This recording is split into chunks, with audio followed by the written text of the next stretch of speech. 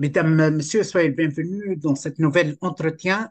Nous avons l'immense plaisir aujourd'hui de recevoir le journaliste, l'essayiste aussi, Najib Abdelhak. Najib Abdelhak, c'est un écrivain marocain bien connu au niveau international, surtout en Afrique, dans le monde arabe. Merci infiniment, Najib Abdelhak, d'avoir accepté notre invitation. C'est un réel plaisir de partager ce moment avec vous. Dignité et espoir, cette voix libre est la voix de toutes les personnes qui disent les choses telles qu'elles sont, sans phare, sans filtre et surtout sans langue de bois. Merci beaucoup. Najib Abdelhak, depuis quelques semaines, vous avez déclaré sur votre page que vous êtes un penseur, un écrivain, un essayiste, un journaliste censuré en France. Votre déclaration a suscité beaucoup d'indignation au niveau international, surtout en Afrique aussi, parce que vous êtes parmi les, je m'excuse, parmi les penseurs du panafricanisme et etc. Est-ce que vous pouvez nous dire plus sur Absolument. ce sens? Je vais vous expliquer, je vais vous raconter l'histoire à l'origine de cette censure qui a été édictée par les autorités françaises. Tout remonte à la publication d'un essai de politologie que j'ai sorti à au printemps 2023, intitulé France, la fin des illusions. C'est un ouvrage documenté, un ouvrage qui relate de manière objective toutes les dérives de la politique française, dont au niveau intérieur, avec toutes les crises à succession, avec la récession, la crise énergétique, la crise sociale, la crise politique, la crise culturelle, avec les problèmes liés au racisme, les problèmes liés aux discriminations raciales, surtout par rapport aux minorités, les Arabes, les musulmans, les Africains et d'autres minorités, y compris les Asiatiques, y compris les Latinos, y compris les Juifs en France, malgré toute cette chape de plomb qui plane au-dessus de toutes ces affaires. J'ai raconté aussi les dérives en termes de criminalité, en termes de chômage, en termes de problèmes de famille, problèmes générationnels, enfin toutes ces choses-là. Et puis, il y a toutes les dérives françaises par rapport à ce qu'on appelait avant la France-Afrique, c'est-à-dire la présence française en Afrique pour profiter de la manne naturelle, c'est-à-dire les ressources naturelles africaines qu'exploitait et qu'exploite encore la République française, tout en donnant des leçons aux Africains, les Africains qui ont dit non, les Africains qui se sont rébellés, qui se sont réveillés avec une nouvelle génération de dirigeants et on dit niet, stop à cette politique d'ingérence, à cette tutelle, à cette mainmise, et surtout au président Emmanuel Macron qui continue de recycler un discours passéiste, colonialiste. Toutes ces choses-là ont été développées dans un chapitre où je dis que la France a perdu l'Afrique. Dans le même livre, je développe un autre chapitre où j'explique pourquoi la France a perdu aussi le Maghreb, et surtout un allié de taille qui est le Maroc, avec toute la crise diplomatique, politique que l'on connaît entre le Maroc et la France et qui dure depuis des années, surtout sous le règne du président j'allais dire du roi Emmanuel Macron, parce qu'il se comporte véritablement en monarque absolu. Et ça, on le sait avec tout ce qui se passe en France, avec toutes les personnes que l'on oblige de se taire, avec toutes les personnes stigmatisées, ostracisées. Et finalement, donc, le problème a commencé avec ce livre-là, ce livre qui a eu un retentissement, qui a été Ça veut dire, relayé par la presse marocaine et je internationale. comprends bien, je Hum, m'excuse, je comprends bien, Najib Abdelhak, que vous êtes en tant qu'intellectuel, vous avez présenté une lecture de la situation française, la situation hum, politique, sociale, diplomatique, les relations. Alors, Absolument. la France qui s'est présentée, la France qui s'est présentée pour lentement comme le berceau de la liberté Hum. d'expression, de la démocratie, de la civilisation. Qu'est-ce que Tout c'est quoi ça, le mal? c'est de l'hypocrisie. Tout ça, c'est de l'hypocrisie. Et je le dis clairement et je l'assume après la lettre ouverte que j'ai j'ai adressé au président Emmanuel Macron suite au séisme qui a frappé la région d'Al-Haouz au Maroc. Au moment où les Marocains étaient en train d'enterrer leurs morts, le président Emmanuel Macron, de manière irresponsable, de manière amateur et surtout insultante pour le peuple marocain, il s'est filmé en selfie en train de s'adresser aux Marocains. Jamais notre roi euh, cette bévue, cette erreur diplomatique, cette erreur d'amateur. Et suite à cette lettre-là, le coup près est tombé. J'ai été censuré de toutes les activités culturelles relevant des autorités françaises et des instances culturelles françaises. Chez moi, au Maroc, mes livres ont été enlevés de toutes les bases de données françaises. Mes voyages en France ont été annulés. Mes rencontres en France ont été annulées. Mes contrats avec des maisons d'édition françaises sont en stand-by. Je ne peux même plus me déplacer en France parce que j'ai peur. Je ne sais pas comment les Français vont réagir. Si j'arrive à l'aéroport et qu'on m'arrête, qui va dire, on peut me coller n'importe quel crime, hein. Je peux devenir du jour au lendemain trafiquant de drogue, passeur de hashish, violeur, comme certains ont été.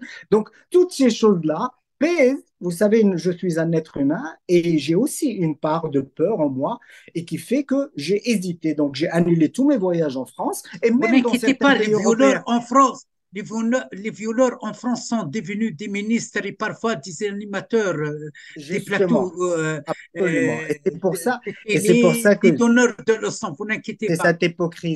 c'est cette hypocrisie, maître, qui est aujourd'hui à dévoiler et que je suis en train de révéler au grand monde. J'ai eu le soutien, comme votre soutien, comme le soutien donc de votre institution. J'ai eu des soutiens de tous les pays, en Espagne, au Royaume-Uni, en Allemagne, en Italie, dans le monde arabe, surtout en Afrique, avec des dizaines et des dizaines d'intellectuels africains et arabes qui m'ont écrit personnellement, qui m'ont soutenu, qui ont porté ma voix en disant, voici le véritable image de cette République. C'est une République aujourd'hui qui réagit face à tout ce qui ne cadre pas, tout ce qui n'entre pas dans le prisme de la politique d'Emmanuel Macron. Toutes les personnes qui osent dire le contraire sont des personnes que l'on écarte, que l'on condamne et surtout que l'on accuse de tous les torts et à qui on ferme la porte. Regardez ce qui se passe aujourd'hui avec cette guerre en Palestine. Qui peut aujourd'hui nous dire de manière claire que ce n'est pas une invasion, que ce n'est pas une occupation, que nous ne sommes pas devant un État occupant qui est Israël et une population occupée, envahie, qui est la population palestinienne à Gaza. Quand tu arrives à la télé et que tu as envie de dire ça, on te ferme la porte. Regarde comment se comportent certains journalistes Avant ça français. permettez-moi, si Najib, d'annoncer quelque chose, que vous êtes invité Hum, par notre association pour le mois de mars pour donner votre témoignage devant la Commission internationale des droits de l'homme hum. concernant ce censure arbitraire qui a été exercée sur D'accord. vous.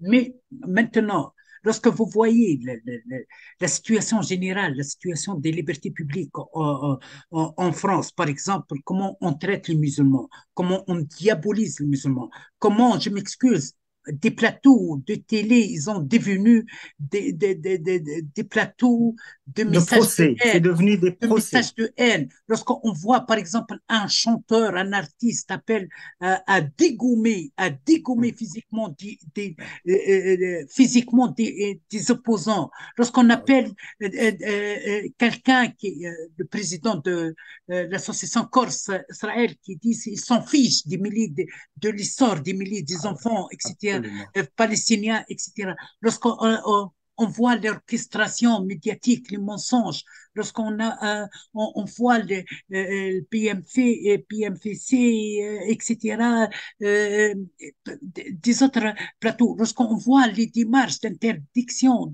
d'expression concernant les manifestations de soutien pour Palestine, par exemple, Tout à fait. lorsqu'on voit Tout à fait.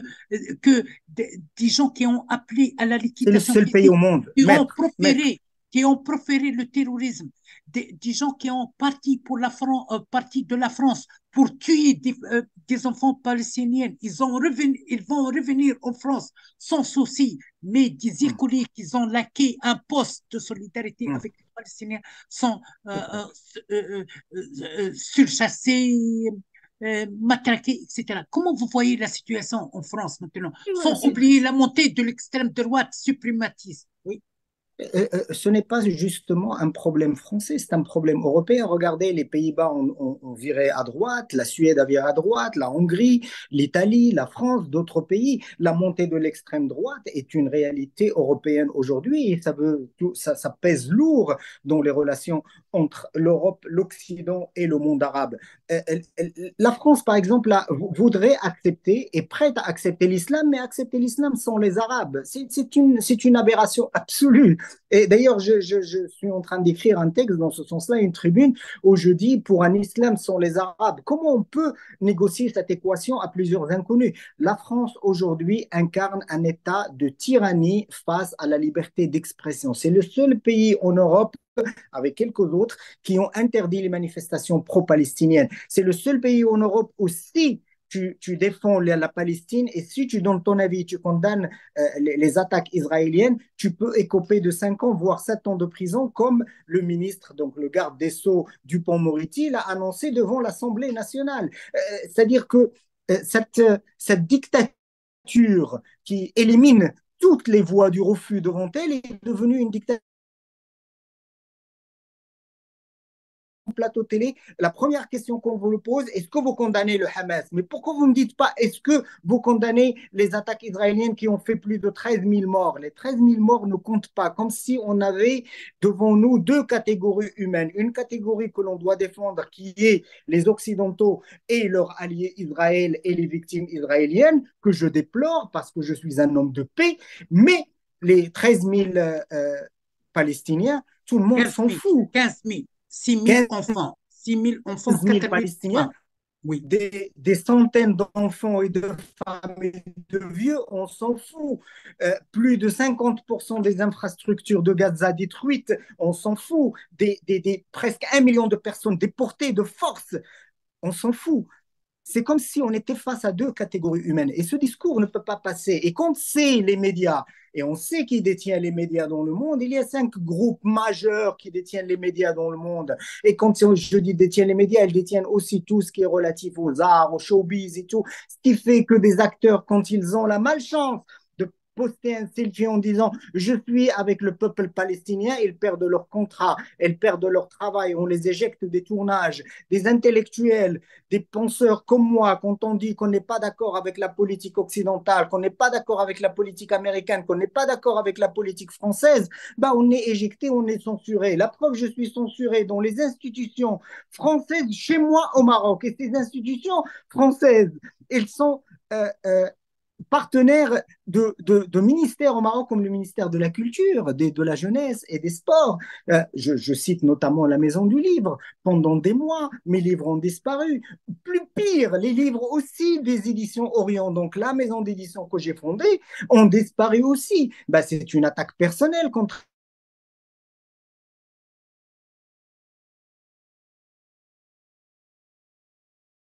il y a des coupures les sur les Arabes chiffres. qui sont...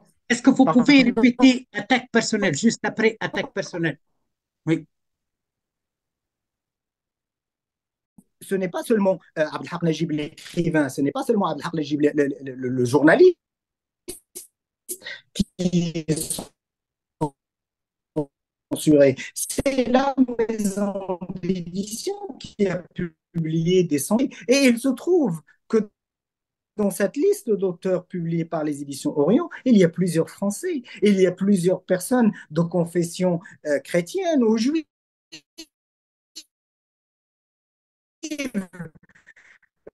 Pour vous toujours dire il y a que des, Najib, cette maison toujours il y a d'édition ces est une coupures. maison d'édition Oui, toujours il y a ces coupures. Est-ce que vous pouvez répéter l'idée, s'il vous plaît, votre dernière?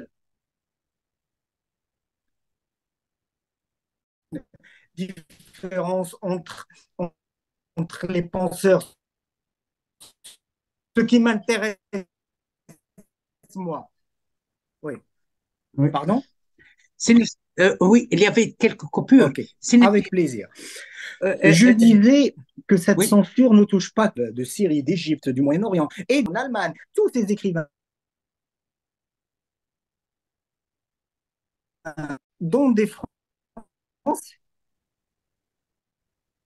dit oui, deux mesures en France, et qui fait que ou vous êtes pro-occidental, vous êtes pour le discours qui élimine, vous êtes pour le discours qui prend la suprématie d'Israël, ou vous êtes un homme que l'on met à l'écart, que l'on stigmatise, que l'on ostracise. Pire, on peut vous tenir un procès en direct sur un plateau télé en France qui ont émis leur point de vue, droit de citer, où tu dis que Israël est la championne, que Israël incarne l'humanisme et que c'est Israël qui est la victime, ou tu es persona non grata. Pire, on peut te sortir n'importe quelle saloperie pour te salir, pour faire de toi un antisémite, alors qu'il n'y a aucun antisémitisme. Nous sommes en train. L'étiquetage antisémite, oui, à tort, travers, on distribue, hein. Voilà.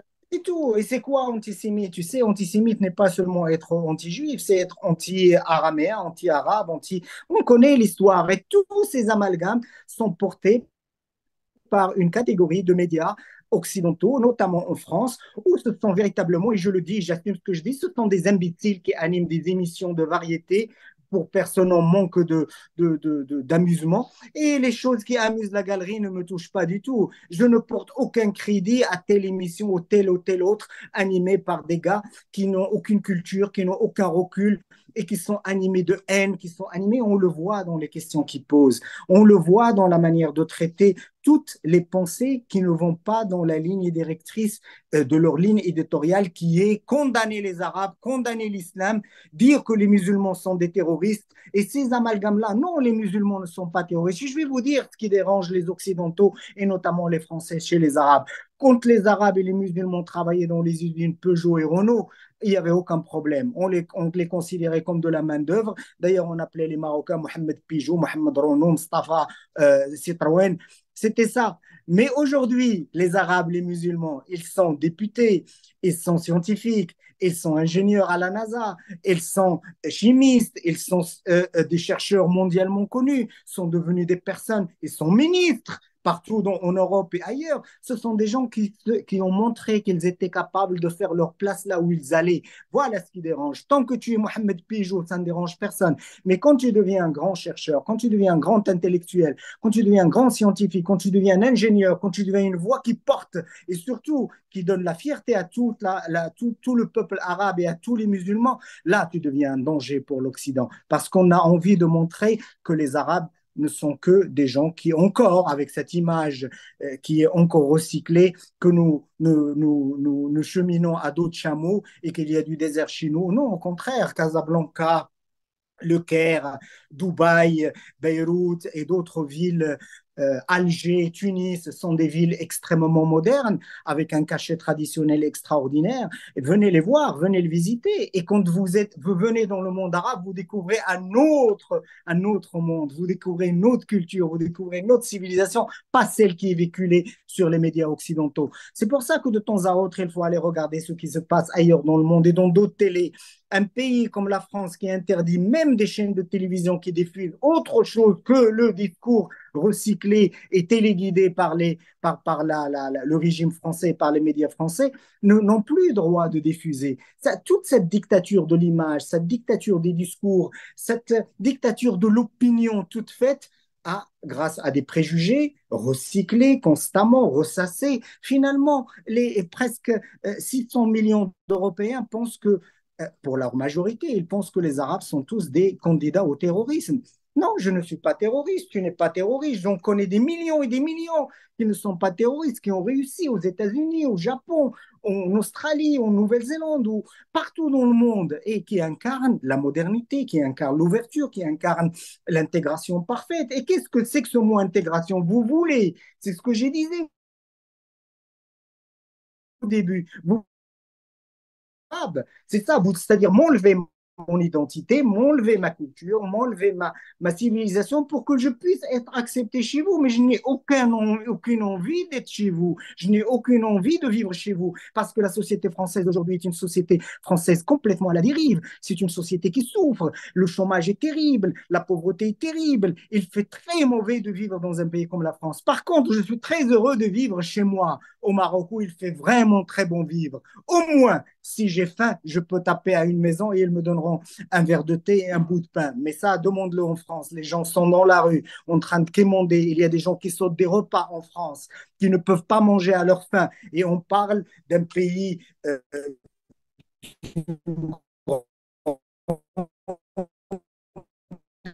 de puissance européenne.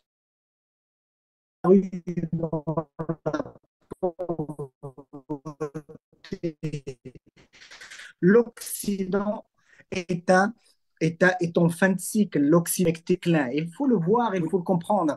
Et le curseur du monde s'est déplacé dans d'autres régions comme l'Afrique.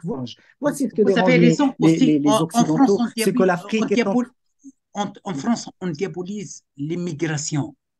L'immigration, moi, on oublie, hein, on oublie que 10 millions de Absolument, Français absolument. qui vivent en Suisse, 10 millions, des milliers de Français qui vivent en Mhm. Allemagne, en Bretagne, en Afrique, Bien sûr, en bien sûr, Afrique, bien sûr. on oublie, on présente la France comme quoi, etc. Mais on oublie aussi les actes destructifs de l'État français en Afrique, qui a Et tué, je ne qui a tué comprends Thomas pas. Sankara, tué Thomas Sankara, qui a liquidé Je ne... Patrice Lumumba. Bien Il ne sûr, faut pas oublier ça.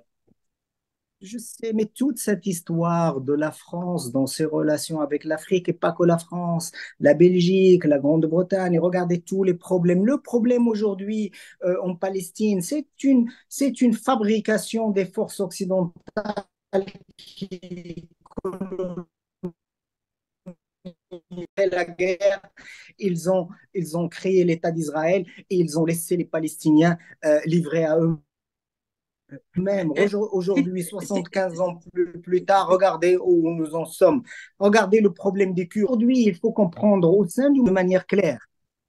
En route, nous avons liquidé l'Irak, les Occidentaux ont liquidé l'Irak, ils ont liquidé la Syrie, le Liban est en train de souffrir, vit sous perfusion, la Jordanie, idem, l'Égypte Yémen, n'arrive pas à s'en...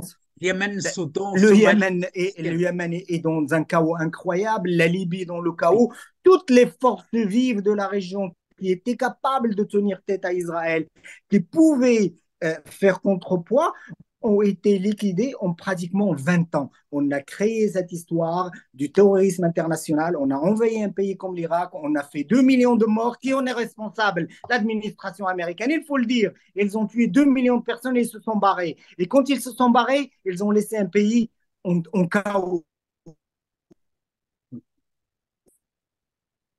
Au chaos total.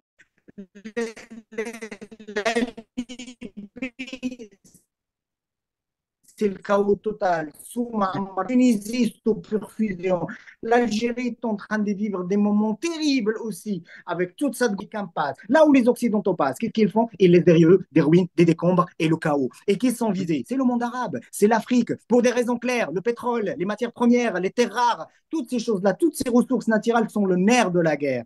Eh bien, l'Afrique s'est réveillée la dignette. La France le prend très mal et l'accuse le Maroc parce qu'il a fait une grosse pénétration en Afrique durant près de 25 ans de travail acharné. Eh bien, ces choses-là ne sont pas du goût d'un Occident à la dérive, parce que l'Occident continue à recycler qu'il y a une race dominante qui est la race blanche, qui sont les Occidentaux, et puis il y a le reste du monde. Le reste du monde, on peut y inclure aussi la Chine, l'Inde, la Russie. Tous ces gens-là n'ont pas assez de jugeotes, n'ont pas assez de matière grise pour pouvoir se gérer eux-mêmes.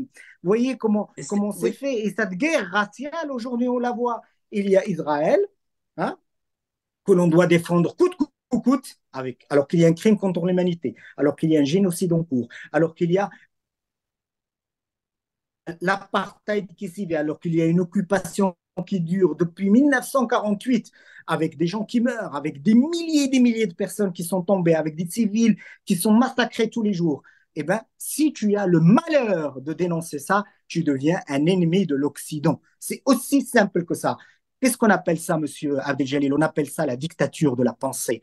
Ça, c'est ça. Donc, la démocratie n'existe pas en Occident. Elle n'existe pas. j'aimerais bien terminer avec vous, avec cette question, si vous permettez. Dites-moi. Depuis 2 mois, vous étiez présent avec moi. Ça m'a fait toujours plaisir de vous Mhm. recevoir. Vous avez salué Plaisir l'intelligentsia, partagé. merci beaucoup. Vous avez salué l'intelligence de la diplomatie marocaine à travers cet accord de normalisation avec Israël. Mm. D'abord, permettez-moi de saluer le mouvement populaire marocain qui a Mm. réagi, qui a réagi face à la barbarie d'Israël, face à ces crimes commis contre la Tout à population fait. palestinienne, contrairement à plusieurs autres pays. Par exemple, en Mm. Dubaï, c'est Nantes, Mm. c'est rien du tout. En Arabie Saoudite, C'est- soi-disant, le, le, le Non. symbole de l'islam, les, Mm. les manifestations ont été Absolument. interdites, etc. Est-ce qu'aujourd'hui, aujourd'hui, vous ne sentez pas responsable à travers ces accords de normalisation, vous avez donné une carte blanche à Israël à massacrer la population palestinienne? Non. Non. Absolument pas, je réponds par la négative et sans hésitation aucune, ça n'a rien à voir. Et je le dis, je le répète pour qu'il n'y ait pas de malentendu, je dis que la solution dans les territoires occupés est très simple. Il faut qu'il y ait deux États distincts et qui vivent l'un à côté de l'autre dans le respect et dans la souveraineté de chaque État. Israël a le droit d'exister. C'est un peuple qui a le droit d'avoir sa terre, tout comme le peuple palestinien a le droit d'avoir sa terre. C'est partant de ce principe que le Maroc a normalisé avec Israël dans le sens que c'est une entité qui existe, que c'est une entité avec laquelle il faut vivre et avec laquelle on peut avoir des affaires en bonne entente. Tout ça n'est pas exclu, mais à condition qu'il respecte les droits de l'homme. Mais quand on a vu qu'il y a eu ce déchaînement de violence avec cette agression terrible, avec cette barbarie, les Marocains et le Maroc ont été les premiers à condamner le gouvernement israélien, condamner la politique de Tsahal, condamner la politique de Benjamin Netanyahou, qui est une politique hégémoniste et barbare, criminelle, on le sait. Et il y a eu pratiquement 1 million de personnes qui sont sorties dans les rues de Rabat pour manifester pour la Palestine en toute liberté dans un pays de droit et de démocratie comme le Maroc, ce qui n'est pas le cas de d'autres pays arabes ni d'autres pays européens et occidentaux. C'est dans ce sens-là que je dis qu'il y a deux choses qu'il ne faut pas mélanger. Il y a les relations politiques, les relations économiques, les relations humaines et culturelles que l'on peut avoir avec l'État d'Israël, mais ceci n'empêche pas les autorités marocaines de condamner, de demander et surtout d'agir de manière acharnée pour qu'il y ait une solution à ce problème. N'oubliez pas que le Maroc, par la voix de Sa Majesté le roi Mohamed VI et le président de Beit Mal, Quds, c'est un protecteur de cette ville, c'est un protecteur de la culture palestinienne, de l'héritage palestinien, surtout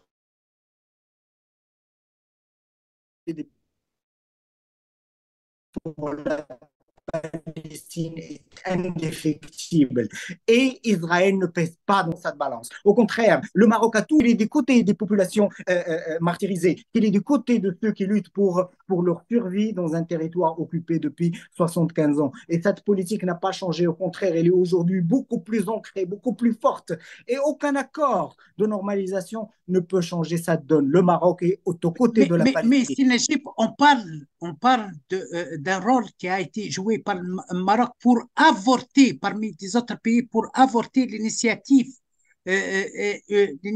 d'une décision agressive, d'une décision ça veut dire forte vers Israël durant la réunion de la Ligue des pays arabes. Bon, on comprend par exemple la réaction de l'Émirat arabe de Mohamed Ben Zayed, qui n'est qu'un gouverneur nommé par, je pense, qui est nommé par Israël. Mohamed Ben Zayed, il est devenu un vrai serviteur des intérêts d'Israël. Hein. L'Arabie Saoudite aussi, le Soudan déchiré par une guerre civile. Mais Il le y a Maroc, cette, mais la participation cette passive du Maroc, ça a été choquant. Mais, Non, le Maroc est un pays qui a toujours œuvré pour la paix. Le Maroc est un pays qui réagit avec beaucoup de rationalisme et de pragmatisme dans ses relations internationales.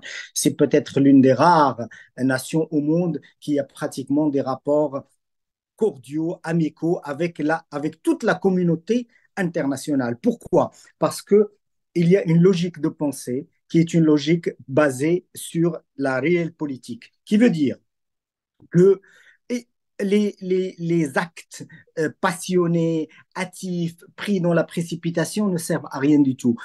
On n'est pas dans une cour de récré et on va se fâcher les uns des autres. On va réfléchir et on va essayer de peser le pour et le contre. Et on va essayer de savoir, penser à aujourd'hui, mais surtout penser à demain, penser à dans 20 ans, à dans 50 ans, quelles seront les relations dans un nouvel ordre mondial. Le Maroc agit et réagit avec beaucoup de sérénité par rapport à ces choses-là. Et c'est dans ce sens que je dis que le Maroc maintient son soutien indéfectible au peuple palestinien, mais il peut aussi avoir des relations avec Israël. Il peut aussi être un interlocuteur crédible, puissant et surtout influent par rapport à Israël pour justement accélérer le processus de paix, pour faire entendre raison au régime de Benjamin Netanyahou. Vous savez, il est très facile de couper les fils et de ne parler à personne et de dire oui, moi, je ne veux plus parler à l'entité israélienne. Oui, mais c'est contre-productif. Au contraire, il faut insister, il faut leur parler, il faut leur imposer des choses. Et peut-être il faut avoir aussi un poids économique, un poids politique, un poids culturel pour faire pression sur le gouvernement de Benjamin Netanyahou pour qu'il y ait des réactions par rapport à cette situation terrible, inhumaine que vit aujourd'hui le peuple palestinien. Moi, je pense que la politique de la chaise vide, que le silence, que le refus du dialogue est contre-productif dans un monde comme le monde où l'on vit aujourd'hui. Au contraire, il faut monter au charbon, il faut aller au charbon, monter au créneau et aller discuter avec nos partenaires, aller discuter même avec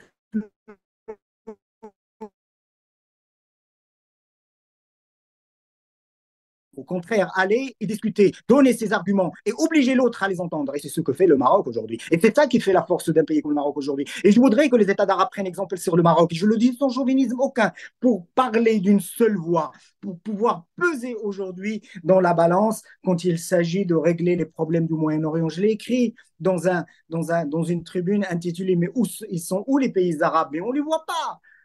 Hein, ils sont où les dirigeants arabes? On ne les voit pas. Vous allez me dire peut-être, mais il n'y a plus de véritables dirigeants arabes.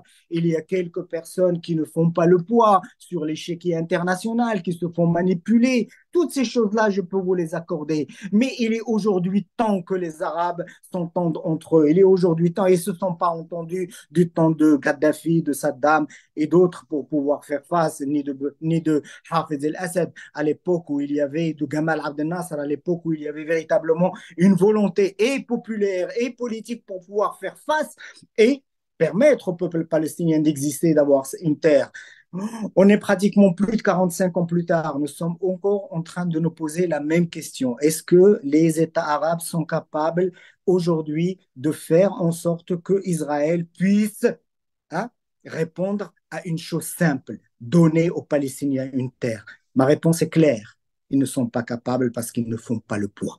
Voilà, certains États arabes ont failli, certains États arabes pensent à leurs intérêts et la question de la cause palestinienne n'existe plus dans certaines capitales arabes. Par contre, elle existe toujours au cœur du gouvernement marocain, chez le peuple marocain, dans ce royaume qu'est le Maroc, qui a toujours défendu les Palestiniens et qui défend.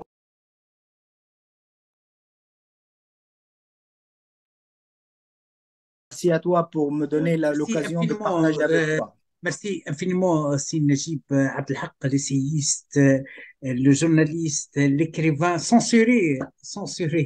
J'aimerais bien euh, assister sur ça pour dénoncer. Pour Je suis dénoncer. censuré par les Français, Oui. mais toi et d'autres amis dont et je vous remercie pour votre soutien et je remercie toutes les Merci merci. Et on va dire prochainement le résistant parce que vous résistez contre ce censure. Merci infiniment. J'aimerais bien s'excuser parce qu'il y avait des moments de rupture. On perd parfois la connexion parce qu'on a pris Monsieur Najib Abdelhak dans un lieu un peu spécial depuis son bureau. Son bureau. Merci infiniment et à la prochaine rencontre. Au revoir.